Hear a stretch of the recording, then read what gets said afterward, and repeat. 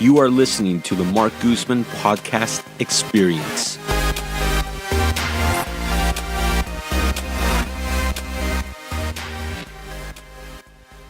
So topic number one, we have the CASA housing plan.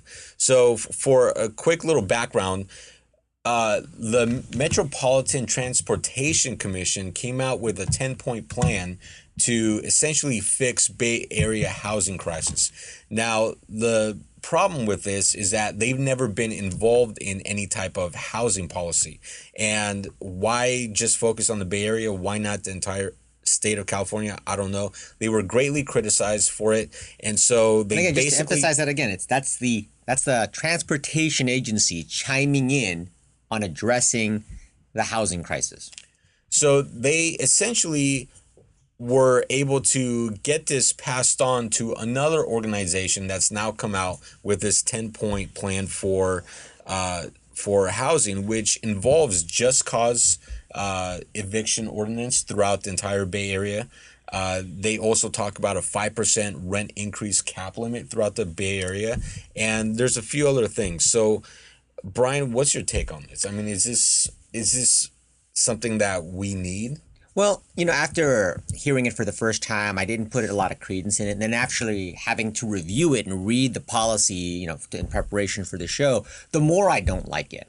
Again, a lot of it didn't seem as though they had anything new to offer. They were literally just pulling from various sources on various sources that we've already heard from before. And they were reemphasizing points that you always you always hear: rent control, just cause, certain caps of 5% with rent control.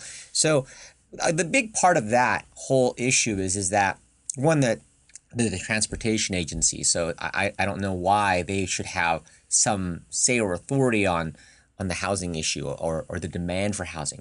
But the big part of it that I thought was counterproductive was it makes it even more difficult to develop or build or to provide affordable housing. Again, the more supply you create, the more the prices will come down and will not go up. Rent control, although it's supposed to keep prices down, doesn't actually make the market rent go down because it restricts supply. And to explain that, there's plenty of studies out there that show people will pay more for rent in a rent control complex as opposed to a non-rent control complex because they know that future rent increases will be very limited.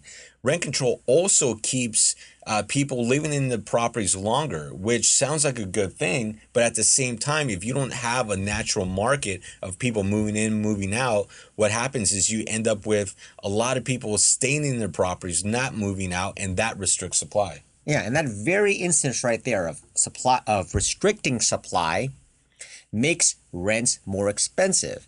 So, and again, if you create a cap where you can't even raise the rents in an entire city of more than 5%, what that also does is it takes away a lot of the incentive for developers, people building new stock, to want to build because there's no profit in it. Not to mention there's all these teeth and restrictions that make it more difficult than it already is, which is extremely difficult to actually get plans approved for new housing or whatnot. So again, you're going to have this the whole goal of this is to keep prices down and to create more housing opportunities for people to live in. But at the same time, it makes it less profitable. It makes it less mathematically feasible to go build something new because it just makes it that much more difficult to get plans approved. And because of that, it makes it more expensive. Now, one of the things they're trying to push with this 10-point plan is also, well, why don't we make developing properties a much easier process? The problem with that is, why do we need legislation when we already have that in place in the state of California? What we need to do is just start enforcing that and not let cities prevent developers build something that falls within their plans. That was the whole thing. Is they were saying they want to make it easier to develop. However, when you read between the lines, you're like, this is actually not going to help it become easier to develop. It's actually going to make it harder. Not just that, but we also have, if you look at the counties and the cities that actually support this, Well, it's not surprising that you have cities like Berkeley, Oakland, San Francisco, Richmond that support it. They already have many of these policies already in place.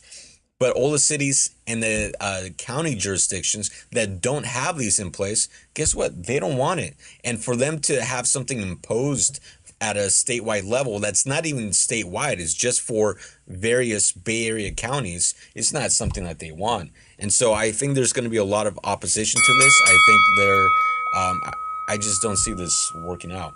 No, neither did I. So next topic. Thank you so much for listening to the podcast. Thank you to our producer, Sam Levin.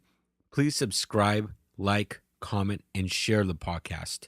Remember, you can listen to the podcast on iTunes, Podbean, iHeartRadio, Google Play, SoundCloud, and anywhere else you listen to podcasts. For more information on my business as a property manager and real estate team, go visit my website at markguzman.com. I really want to thank all of you for listening. It means the world to me, and I hope today's episode provides you value in your day-to-day life. I created this podcast to help showcase the many great people that live in this world and help share some knowledge that I've learned along the way in life. Again, thank you for listening. Check out our sponsors, and I'll catch you on the next episode.